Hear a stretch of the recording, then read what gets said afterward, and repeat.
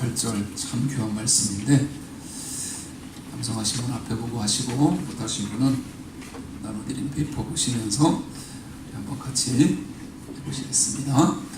내가 그들에게 영생을 주노니 영원히 멸망하지 아니할 것이요 또 그들을 내 손에서 빼앗을 자가 없느니라. 요한복음 10장 28절 말씀. 아멘. 이 말씀을 암송하면서 얼마나 큰 힘이 됐는지 모릅니다. 하나님께서 우리에게 영생을 주셨고, 그 영생을 그 누구도 그 어느 것도 빼앗지 못하도록 하나님께서 지켜주시겠다는 이 말씀 꼭 기억하시기를 바랍니다. 같이 하실까요? 죄에서 벗어나기 위하여. 뿔이라는 영화를 보셨을 것입니다.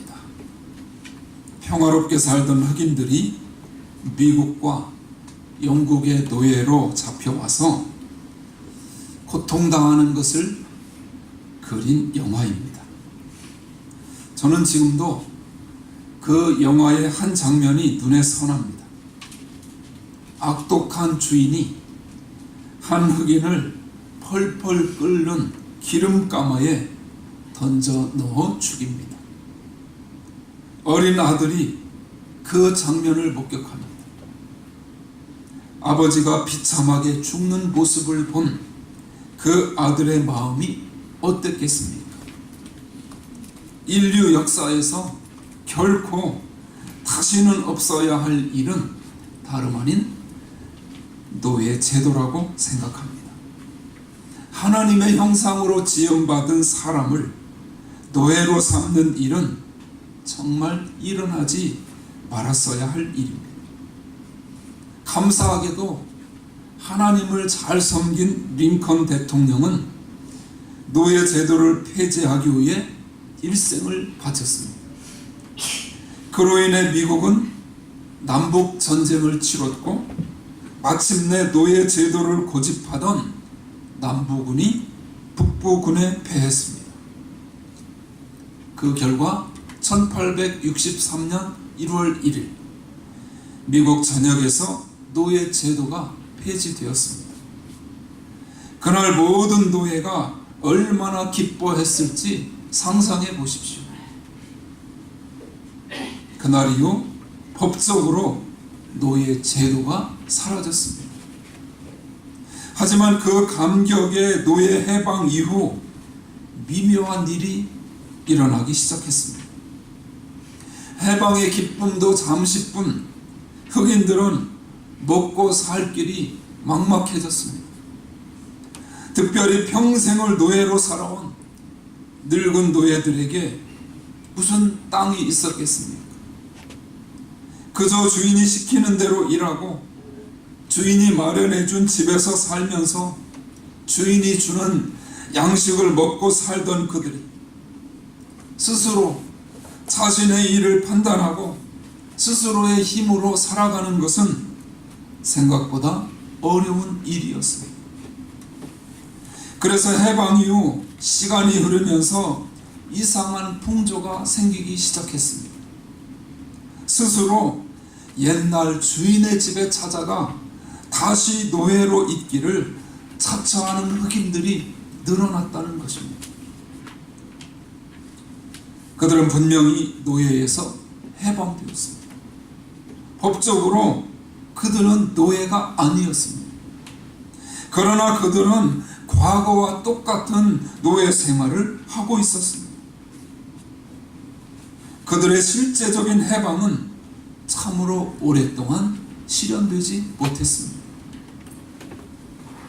그들을 노예에서 해방시키기 위해 수많은 군인들이 피를 흘렸고, 그 일에 앞장섰던 링컨 대통령은 노예 해방을 선언한 후 2년도 못 되어서 노예 해방을 반대하던 사람에 의해 암살당하고 말았습니다.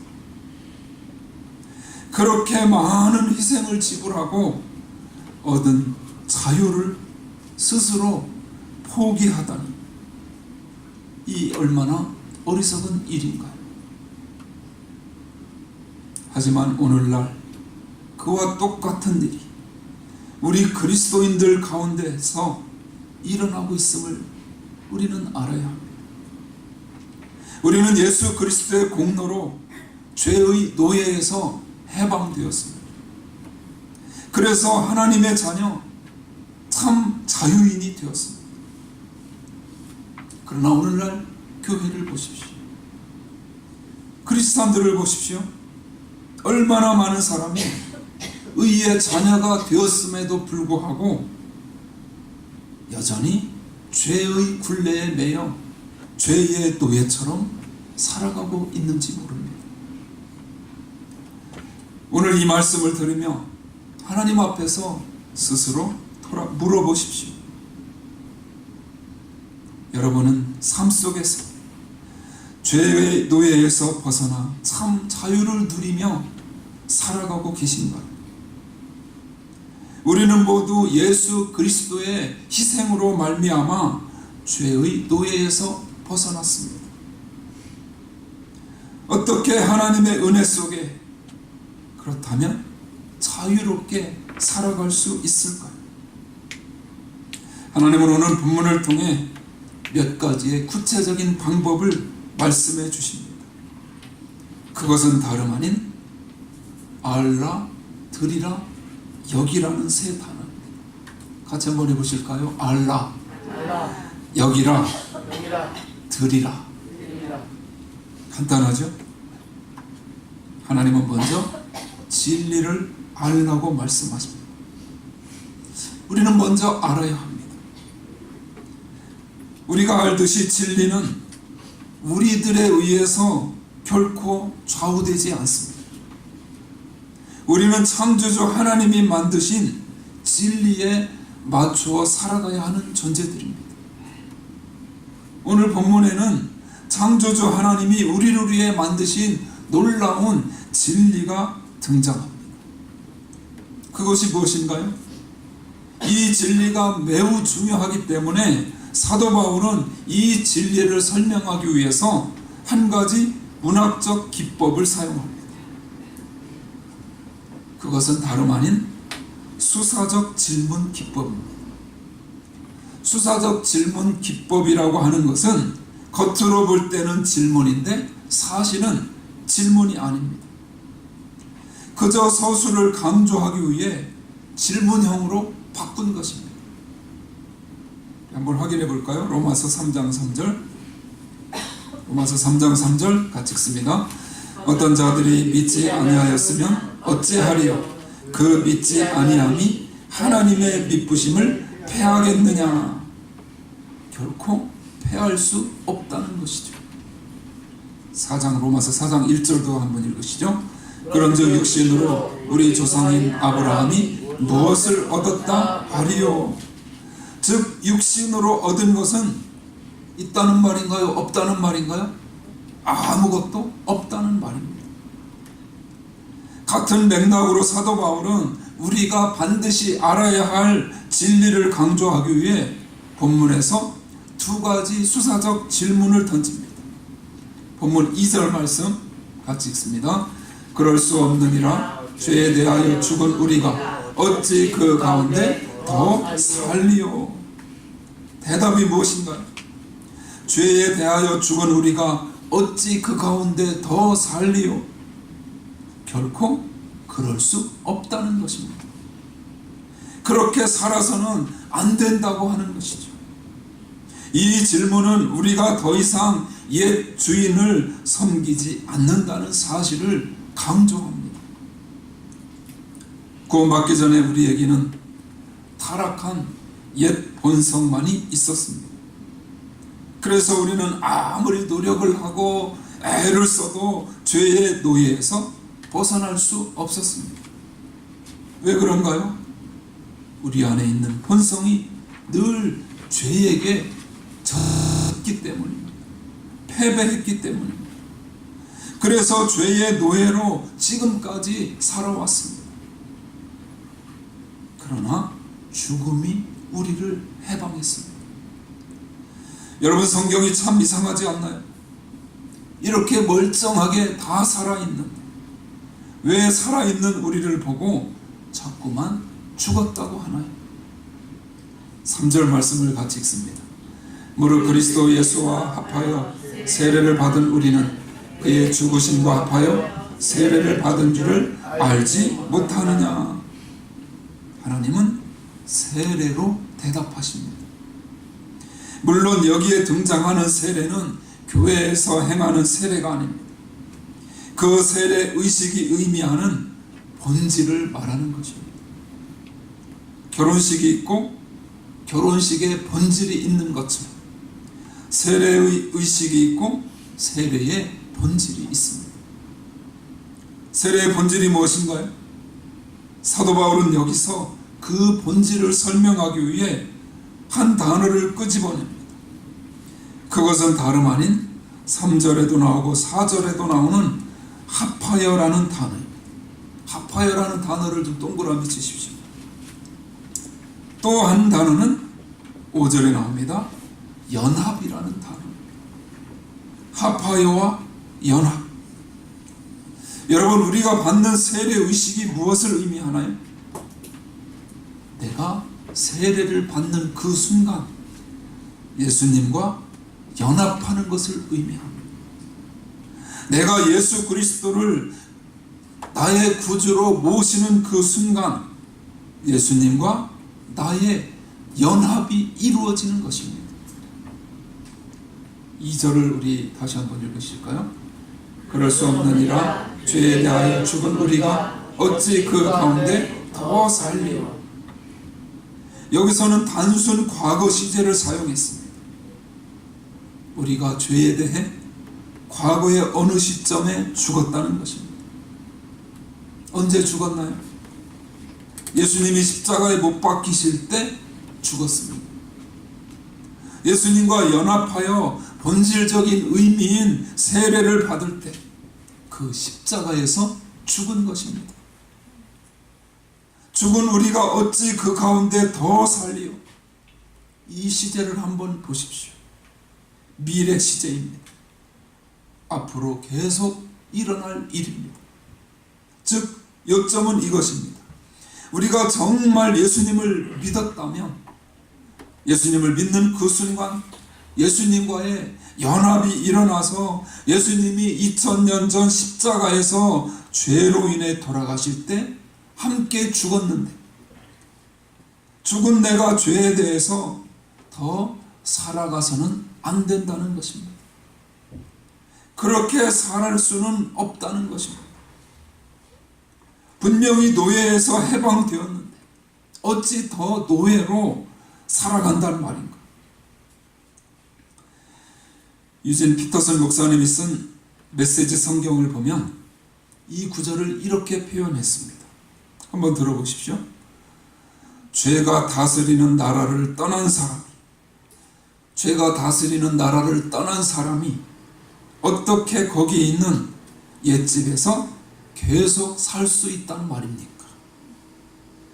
우리는 짐을 꾸려 영원히 그곳을 떠났다는 사실을 모르십니까?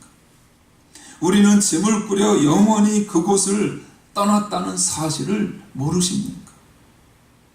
그렇습니다.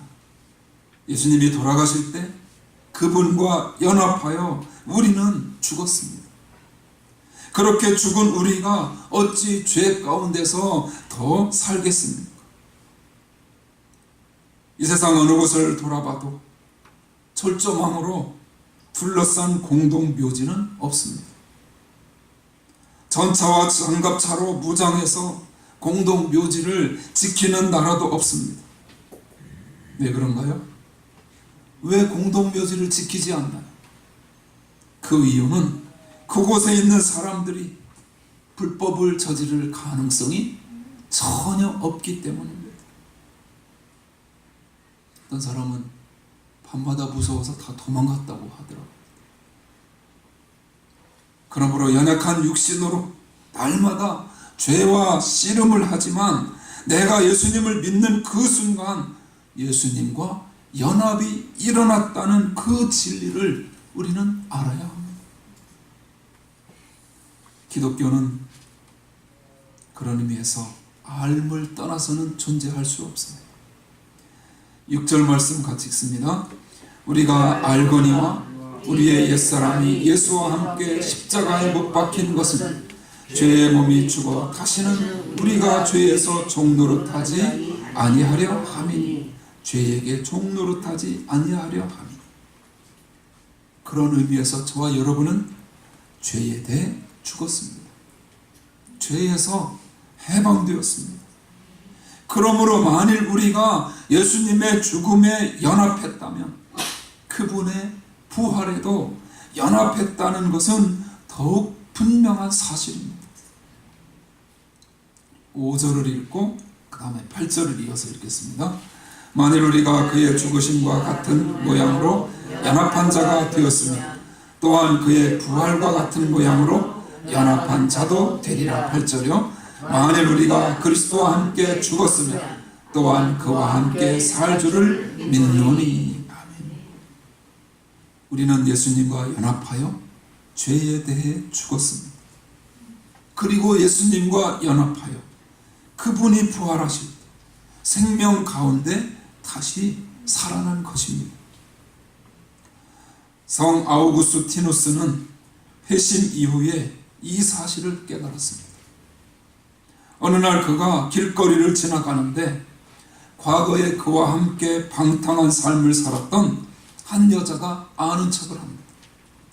아우구스티누스가 모른 척 지나가자 그 여자가 반갑게 그를 부르며 이렇게 말했습니다. 저예요. 저를 모르시겠어요? 그때 아우구스티누스는 이렇게 말했습니다. 그렇습니다. 당신은 당신이지만 나는 더 이상 과거의 내가 아닙니다. 그리고 그 후로는 그 여인과 과거의 관계로 돌아가지 않았습니다. 여러분, 그런 면에서 우리는 죄에 대해서 죽었습니다. 예수님과 연합했다면 우리는 이미 죽은 것입니다. 그러므로 우리가 정말 죄에서 벗어나기 위해서는 하나님이 은혜로 주신 이 진리를 바로 깨달아야 합니다. 두 번째로, 죄에서 해방되기 위해서는 그 진리를 사실로 여겨야 합니다. 11절 말씀 같이 읽습니다.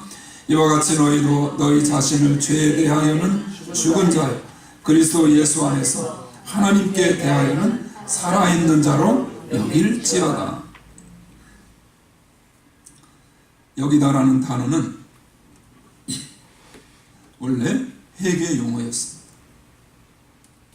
어떤 사람이 제 계좌에 10억 100만 불을 송금했습니다. 놀라지 마십시오. 예를 들어서 그렇다는 얘기입니다. 그래서 제가 통장에 그 돈이 들어와 있는 것을 확인했다고 가정해 보겠습니다.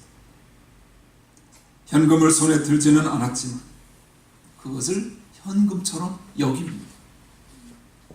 이처럼 사실이 아닌 것을 사실로 여기는 것이 아니라 믿어지지 않지만 그것이 사실이기 때문에 그렇게 여기는 것입니다.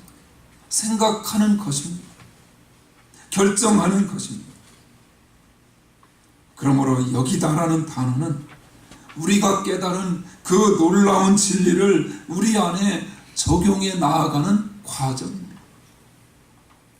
끊임없이 이 진리와 사실을 우리 마음에 심고 그렇게 여겨야 한다는 것입니다. 여러분, 우리는 여전히 타락한 죄의 본성을 가진 육신을 입고 살고 있기 때문에 너무나 쉽게 죄에 끌립니다. 그럴 때마다 우리는 사탄의 참소에 현혹되지 말고 더는 죄의 노예가 아니라고 여겨야 합니다. 결단을 해야 합니다. 한 나라의 왕이 지나가다가 다리 밑에 한 거지를 보고 그를 자신의 호적에 올렸습니다. 그 순간 그는 거지에서 왕자가 되었습니다. 신분적으로는 왕자가 되었지만 세수하라고 금 대야에 떠온 물을 벌컥벌컥 마십니다. 거지가 평생 금대야에 세수를 해본 적이 있겠습니까? 음식을 쩝쩝 소리내며 트름을 하면서 먹습니다. 그러자 신하들이 자꾸 주의를 줍니다. 그게 얼마나 귀찮았던지 이 거지는 차라리 다리 밑이 더 편하겠다고 그렇게 생각을 합니다. 예수님을 믿는 자들에게도 이러한 일이 일어납니다. 예수님을 믿고 죄의 노예에서 벗어나 하나님의 자녀답게 사는 일이 결코 하루아침에 이루어지지 않습니다. 쉽지가 않습니다. 그래서 아예 포기해버리는 경우도 있습니다. 분명히 신분상 왕자인데 모습이 하나도 변하지 않는 사람이 얼마나 많은지 모릅니다. 여전히 죄의 노예로 살아갑니다. 또 사람들은 이렇게 합니다. 은혜로 왕자가 되었으니 왕자다워지는 일에 힘쓰기는커녕 왕자가 받는 특권만 생각합니다. 그래서 매일 예수님의 이름으로 주시옵소서라고만 외치는 것입니다. 정말 은혜 받은 자의 태도, 그 태도는 무엇인가요? 하나님의 은혜로 하나님의 자녀가 되었다면 하나님의 자녀답게 자신을 변화시키는 일에 최선을 다해야 할 줄로 믿습니다. 그런 의미에서 죄의 노예에서 벗어나기 위해서는 진리를 알아야 하고 진리를 진리로 여겨야 합니다. 마지막으로 죄에서 해방되기 위해서는 진리에 몸을 드려야 합니다. 12절 13절 같이 읽습니다. 그러므로 너희는 죄가 너의 죽을 몸을 지배하지 못하게 하여 몸이 사욕에 순종하지 말고 또한 너희 지체를 불의의 무기로 죄에게 내주지 말고 오직 너희 자신을 죽은 자 가운데서 다시 살아난 자같이 하나님께 드리며 너희 지체를 의의 무기로 하나님께 드리라. 13절이 이번 주에 우리가 암송해야 할 말씀인데요. 처음부터가 아니고 중간에 오직부터 한번 같이 해보시겠습니다. 오직 너희 자신을 죽은 자 가운데서 다시 살아난 자같이 하나님께 드리며 너희 지체를 의의 무기로 하나님께 드리라. 원래 우리가 보던 성경에는 의의 병기로 그렇게 나오죠. 알라와 여기라가 영적인 영역에 속한다면 드리라는 우리의 몸과 행동의 영역에 속합니다. 이 부분에서 많은 그리스도인이 영만을 강조하는 오류를 저지릅니다. 영이신 하나님과는 다르게 우리에게는 육신도 있습니다. 그래서 영이 우리의 몸을 지배할 때도 있지만 놀랍게도 대부분 우리의 몸이 영을 지배합니다. 그래서 몸이 약하면 마음도 약해질 때가 있습니다. 이 말은 영만으로는 부족하다는 것입니다. 즉 알고 여기는 것만으로는 되지 않는다는 사실입니다. 그래서 사도 바울은 육적 존재인 우리에게 너희 몸을 생명 가운데 드리라. 노예로 살지 말고 너희 몸을 의의 무기로 드리라고 명령합니다. 사도 바울은 우리가 더는 죄의 노예로 지내지 않아도 되는 이유를 이렇게 설명합니다. 오늘 마지막 절 14절 같이 읽습니다. 죄가 너희를 주장하지 못하리니 이는 너희가 법 아래에 있지 아니하고 은혜 아래에 있습니다. 이게 무슨 뜻인가요? 우리는 죄의 속박에서 해방되었기 때문에 이제는 율법과 관련이 없다는 것입니다. 율법은 등불처럼 내가 얼마나 죄인인지 깨닫게 해주었습니다. 그러나 그 등불이 나를 치유하거나 내 안의 죄를 없애지는 못합니다. 그렇게 법 아래 갇혀 발버둥치는 우리에게 하나님은 은혜라는 선물을 주셨습니다. 우리는 율법이나 행위가 아니라 하나님의 은혜로 죄에서 해방되었습니다. 그래서 우리에게 실제적이고 놀라운 변화가 일어났습니다. 우리가 예수님을 믿고 나면 신분적인 변화 외에 어떤 변화가 일어나나요? 은혜의 강물이 내 마음에 들어옵니다. 거룩한 성령이 내 안에 계십니다. 놀라운 능력이 생겼습니다. 그 능력은 바로 하나님이 주신 은혜의 선물입니다. 즉 거룩한 성령의 능력입니다. 바로 내가 예수님과 연합했기 때문에 그 생명을 우리는 얻게 되어진 것입니다. 결코 내가 선해진 것이 아닙니다. 내 죄가 다 없어진 것도 아닙니다. 여전히 나는 불완전합니다. 그러나 예수님을 믿고 이 사실을 알고 여기면서 내 몸을 드리면 어떤 일이 일어날까요? 놀랍게도 과거에는 도저히 끊을 수 없던 죄에서 벗어나 승리하게 될 줄로 믿습니다. 우리는 그러한 증거를 주위에서 수없이 봅니다. 예수님을 믿고 나면 내 안에 눈에 보이지는 않지만 실제적인 변화가 일어납니다. 그러므로 우리는 패배주의에서 벗어나야 합니다. 나는 안 된다고 생각해서는 안 됩니다. 과거에는 그랬을지 몰라도 지금은 됩니다. 왜냐하면 이제 죄에서 벗어났기 때문입니다. 이 사실을 우리는 알아야 하고 또한 여겨야 하고 들어야 한다고 말씀합니다. 사랑하는 여러분, 우리는 이제 은혜 안에 있습니다. 하나님의 은혜 안에 사는 자들입니다. 이 얼마나 놀라운 축복입니까? 은혜가 저와 여러분을 살렸고 은혜가 저와 여러분을 하나님의 의로 이끄셨습니다. 은혜가 우리를 하나님의 자녀가 되게 했습니다. 그 은혜가 우리를 영원히 붙들고 갈 줄로 믿습니다. 결코 우리의 능력이나 노력이 아닙니다. 십자가에서 지극한 사랑을 쏟으신 그 은혜가 우리를 죄에서 건져줄 줄로 믿습니다.